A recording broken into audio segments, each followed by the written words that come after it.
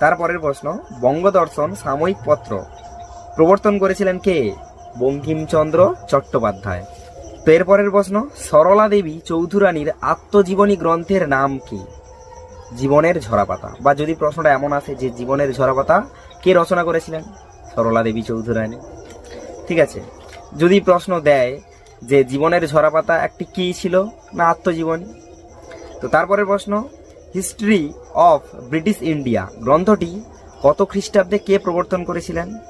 1817 খ্রিস্টাব্দে জেমস মিল। তো তারপরের প্রশ্ন, সুরেন্দ্রনাথ বন্দ্যোপাধ্যায়ের আত্মজীবনীমূলক গ্রন্থের নাম কি ছিল? কি ছিল? A nation in making.